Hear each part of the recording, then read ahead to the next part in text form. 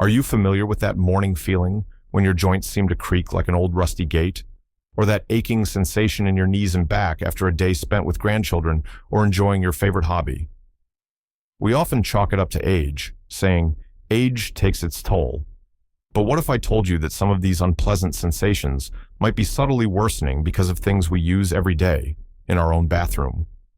Yes, that's right, in the very place associated with cleanliness and self-care.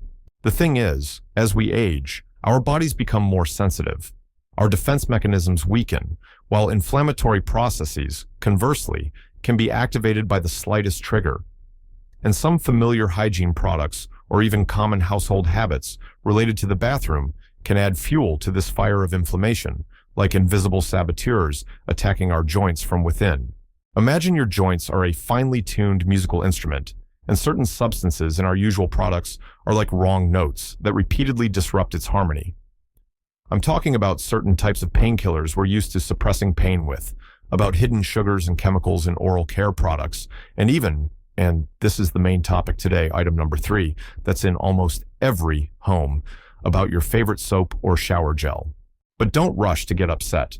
I promise you that today we'll figure this out together, and you'll learn simple, accessible steps that will help you feel significantly better, more ease of movement, less morning stiffness, a boost of energy, and simply a good mood.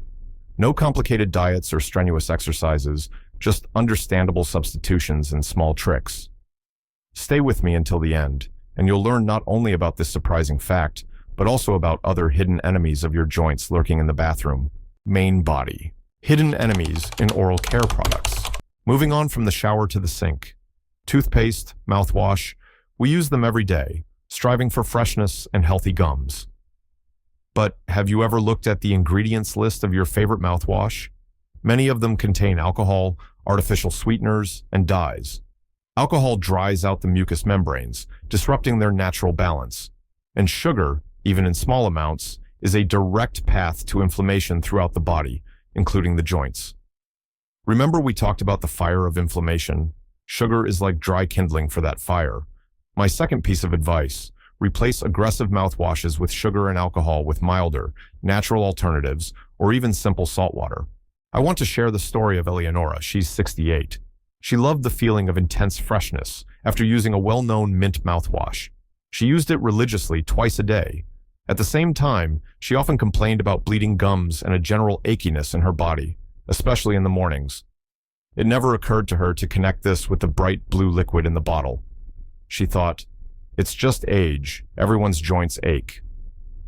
One day, her dentist, noticing the dryness of her mucous membranes, advised her to try giving up the alcohol-based mouthwash for a while and simply rinsing her mouth with warm water and a pinch of sea salt after brushing her teeth. Eleonora was skeptical.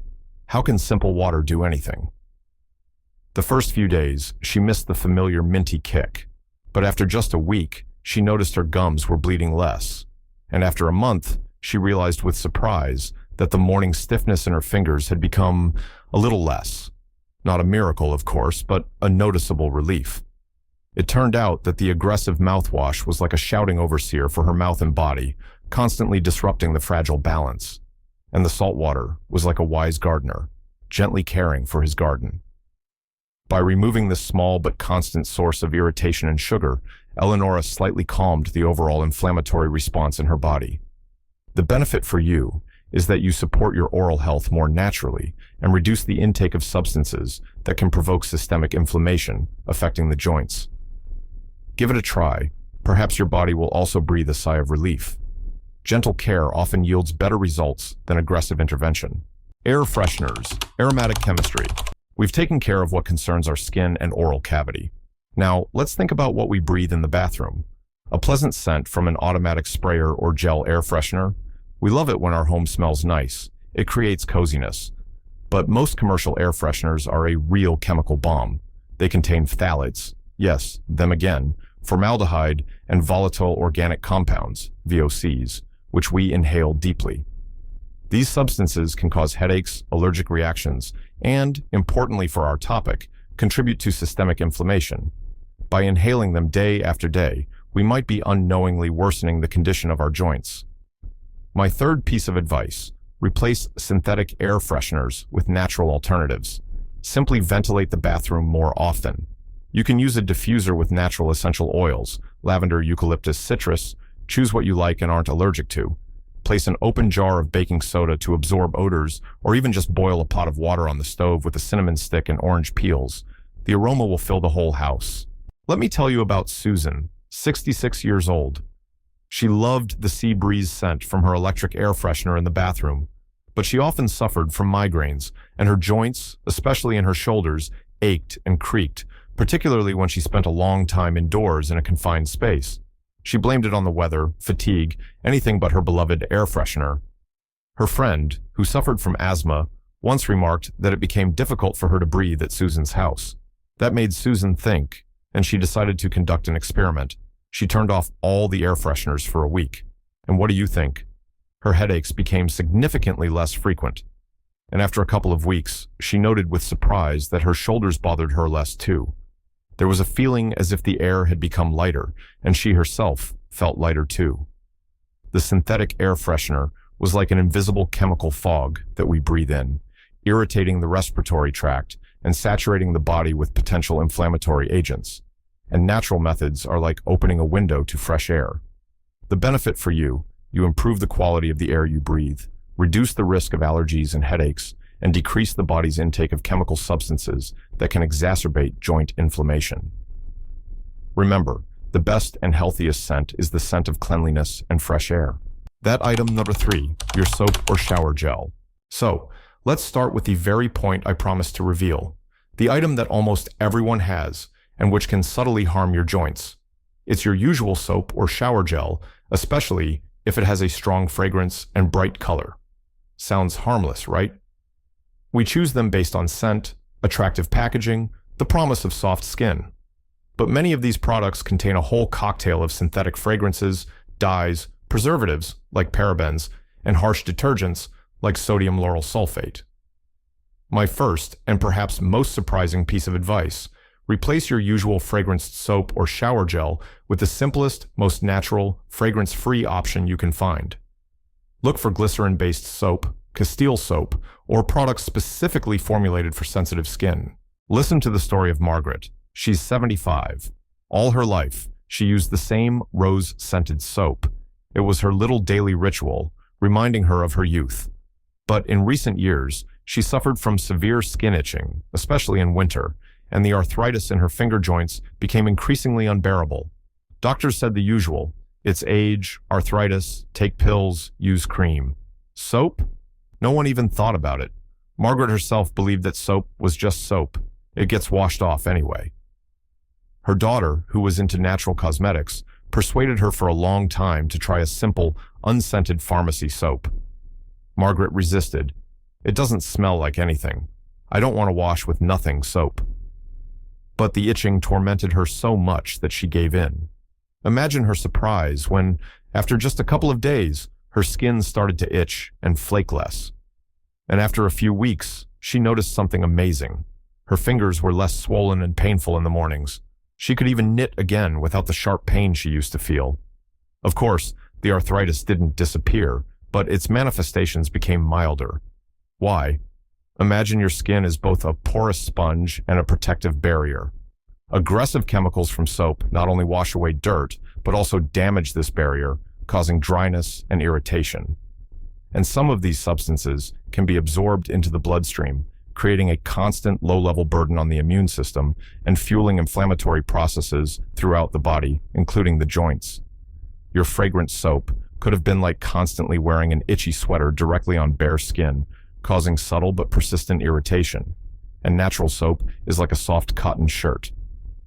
The benefit for you? You'll not only soothe your skin, get rid of itching and dryness, but also potentially reduce the overall inflammatory load on your body, which can have a beneficial effect on your joints. Your skin is your largest organ. Let it breathe cleanliness, not chemicals. Toilet sit-ins, the unseen strain.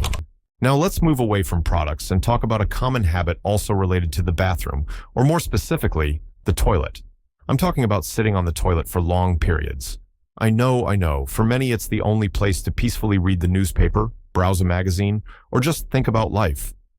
But spending 15 to 20 minutes or more in this position, especially if you sit hunched over, creates excessive strain on the hip joints, lower back, and even the blood vessels in the pelvic area. Over time, this habit can worsen back and hip joint pain. My fourth piece of advice: try to limit the time spent on the toilet to the necessary minimum. Leave the reading for an armchair in the living room. If possible, consider using a small footstool, like those that help achieve a more natural posture, as this can reduce strain. Let's recall George. He's 78. He had a whole library in his toilet. It was his office. But in recent years, he was plagued by an aching pain in his left hip joint and constant tension in his lower back. He blamed it all on his age and osteoarthritis. The physical therapist gave him exercises, but they only helped temporarily. One day, his doctor asked about his daily habits, and George sheepishly admitted to his long sessions. The doctor explained the strain on the joints in that posture. It was hard for George to give up his solitary reading. It was a habit of many years. He grumbled that it was doctor's quirks for old folks. But the pain was bothersome, so he decided to try. He removed the books from the toilet. He forced himself to get up after 5 to 7 minutes. At first, it felt strange and even annoying, but after a month, he caught himself thinking that the hip pain when walking had become quieter, and his back was less tired in the evening. He realized that this seemingly harmless habit was like constantly wearing uncomfortable shoes, somewhat tolerable, but slowly wearing down the joints. And a proper, quick visit was like switching to comfortable slippers. The benefit for you: you reduce unnecessary strain on your hip joints and spine, improve blood circulation in the pelvic area, and help your body feel more comfortable. Remember, even small changes in daily habits can make a big difference to your joint health. Your body will thank you for taking care of good posture, even in the most unexpected moments. Painkillers, a habit, not a solution. So far, we've talked about how to prevent or reduce irritants affecting the joints. But what if the pain is already there? Of course, the first thing that comes to mind, often lying in our bathroom medicine cabinet or on the shelf just in case, are over-the-counter painkillers, especially non-steroidal anti-inflammatory drugs, NSAIDs, like ibuprofen or aspirin. Sometimes they are necessary, but let's be honest. How often does the hand automatically reach for a pill at the first hint of pain without thinking about the cause? My fifth piece of advice: replace the automatic use of painkillers with a mindful approach to pain. First, try to understand what caused it. Maybe you overdid it in the garden, or the weather is changing. Let me tell you the story of Arthur again. He's 72. Arthur suffered from knee pain for many years after an old injury. Every morning started with a pill. Otherwise, as he said, the day is ruined. He sincerely believed it was the only way to live fully. But deep down, doubts gnawed at him. Am I harming myself more? My stomach hurts sometimes, and I don't want to depend on chemicals. It seemed unthinkable to abandon his familiar ritual. When the doctor suggested he try other methods, Arthur initially dismissed it. What good are those poultices to me? But his wife persuaded him to at least try keeping a pain diary. He started writing down when the pain worsened, and he was surprised to discover that it was often related not only to exertion, but also to certain foods and even stress. Instead of a pill, he began to first try a warm compress or gentle stretching that his physical therapist showed him. Imagine how amazed he was when, after a month, he realized he was taking pills half as often. The pain didn't disappear completely, but it became different, less sharp, more manageable, and most importantly, the feeling of dependence and anxiety about side effects was gone. His stomach said thank you. You know, it's like patching a hole in the roof. You can keep putting a bucket underneath, taking a pill, or you can find the source of the leak and fix it. Understand pain triggers, choose gentle methods. The benefit for you is obvious. You're not just masking the pain, but learning to understand your body, reducing the chemical load on your system, especially your stomach and kidneys, and gaining more control over your well-being. So, before your hand reaches for the medicine cabinet, ask yourself, what is my body trying to tell me? Listen to its whisper. Plastic packaging, a silent source of problems? Finally, let's pay attention to what many of our bathroom products are stored in: shampoos, conditioners, lotions, liquid soap. Most often, in plastic bottles and jars. We rarely think about it, but some types of plastic, especially when heated, for example in a warm bathroom, or over time, can leach microscopic particles of chemicals such as bisphenol A, BPA, or phthalates into the contents. These substances are known as endocrine disruptors, meaning they can interfere with our hormonal system. And hormonal balance is closely linked to inflammatory processes and joint health, especially for women in their later years. My sixth and final piece of advice for today: whenever possible, try to replace products in plastic packaging with alternatives in glass, or choose plastic marked BPA-free. Of course, completely eliminating plastic is difficult, but you can start small. Here's the story of David. He's 70. His bathroom was filled with plastic bottles. He never paid it any mind. But in recent years, he felt somehow off. Constant fatigue, brain fog, joints aching for no apparent reason. Tests were normal, doctors shrugged. His granddaughter, an environmental studies student, told him about BPA and phthalates. David was very skeptical. What nonsense. We've used this stuff all our lives and nothing happened. But as an experiment, he decided to replace his daily aftershave in a plastic tube with the same product in a glass bottle. And he chose a shampoo in a large bottle made from recycled plastic marked BPA-free. It seemed like a drop in the ocean. But you know what's interesting? He admitted himself that it felt psychologically better to use these products. There was a sense of greater purity. And after a few months, having made a couple more such swaps, he noticed he felt a bit more energetic in the mornings, and the unexplained joint aching bothered him less often. Maybe it was a coincidence or a placebo effect, or perhaps reducing even the microscopic but constant exposure to these chemicals gave his body a small break. Imagine these chemicals are like a drop of water that wears away a stone over years. Each drop is imperceptible, but over time, the result is evident. By choosing safer packaging, you're turning off this invisible tap. The benefit for you is reducing potential exposure to substances that can disrupt your hormonal balance and contribute to chronic inflammation. It's another small step towards creating a healthier environment for your body, both inside and out. So, you see, my friends, our health and well-being are made up of many small things, and sometimes the most familiar items surrounding us every day can subtly affect us, both for better and for worse. The bathroom, the place of our daily self-care, can also hold such little secrets, from soap and mouthwash to the air we breathe, and even our habits. But now you know more about them. Please don't take this information as a reason to worry or as a call to throw everything out immediately. Take it as an invitation to listen to yourself, to your body, to its needs. You have vast life experience, wisdom, and intuition behind you. Trust them. You deserve to feel good, energetic, and comfortable at any age.